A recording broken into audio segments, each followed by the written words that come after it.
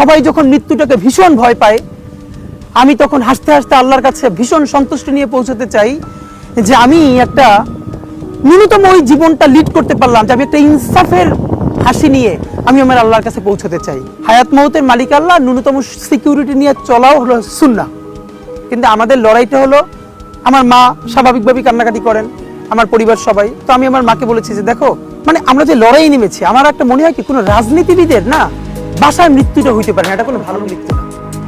যিনি রাজনীতি করেন, যিনি লড়াই করেন, যিনি বিপ্লবী, যিনি সংগ্রামী, তার মৃত্যুটা হবে একটা সংগ্রামের মধ্য দিয়ে, একটা রাজপথে, একটা গ্লোরির মৃত্যু।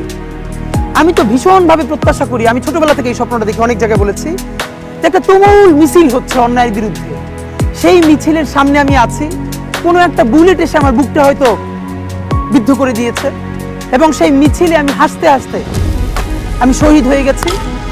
এবং সবাই যখন মৃত্যুটাকে ভীষণ ভয় পায়, আমি তখন হাসতে হাসতে আল্লাহর কাছে ভীষণ সন্তুষ্টি নিয়ে পৌঁছতে চাই যে আমি একটা ন্যূনতম ওই জীবনটা লিড করতে পারলাম, যে আমি একটা ইনসাফের হাসি নিয়ে আমি আমার আল্লাহর কাছে পৌঁছতে চাই।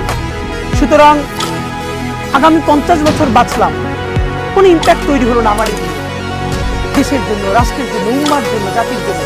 কিন্তু আমি ধরেন 5 বছর বাঁচলাম, সেটার মধ্য দিয়ে যদি আগামী 50 বছরের ইম্প্যাক্ট তৈরি হয়, তাহলে অনেকদিন বেঁচে থাকায় কি সাফল্যের বলেন? শহীদ প্রেসিডেন্ট জিয়াউর রহমান কয়টা দিন বেঁচেছেন, কিন্তু ভাবেন আজকে পর্যন্ত উনি আমার অনুপ্রেরণা। হাঁটতে হাঁটতে আমার পা ফুলে যায়, আমি আমার টিম সেদিনকে ব্যাগের মধ্যে জুতো নিয়ে তারপরে একটা শপিং মলে ঘুরছিলাম, মানে পা ফুলে গেছে, পা জুতোয় ঢুকাতে পারছিলাম না। তো জিয়াউর রহমানের একটা ওনার গল্প মনে পড়ছিল, যিনি মাইলকে মাইল যখন হাঁটতেন, ওনার সাথে স্টাফদের পা ফুলে যেত, কিন্তু ওনার তো আর্মি ট্রেনিং আছে। তখন তাকে বলতো, স্যার আপনার তো আর্মি ট্রেনিং, আমরা তো আর পারি না। এই জন্য ওনাকে মানুষ রাখাল রাজা বলতো। তা আমরাও সারা বাংলাদেশের 56,000 বর্গ মাইলে হাঁটতে চাই, আমরা ইনসাফের চাষাবাদ করতে চাই, একটা স্বাধীন সার্বভৌমত্বের সততার বাংলাদেশ তৈরি করতে চাই।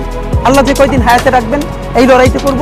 যেদিন নিয়ে যাবেন, আমি স্বপ্ন দেখে যেতে চাই, আমি আমাদের এমন টিম, আমি আমার সন্তানকে রেখে যেতে চাই, আমার মৃত্যুর পরে যেন এই লড়াই বন্ধ না হয়।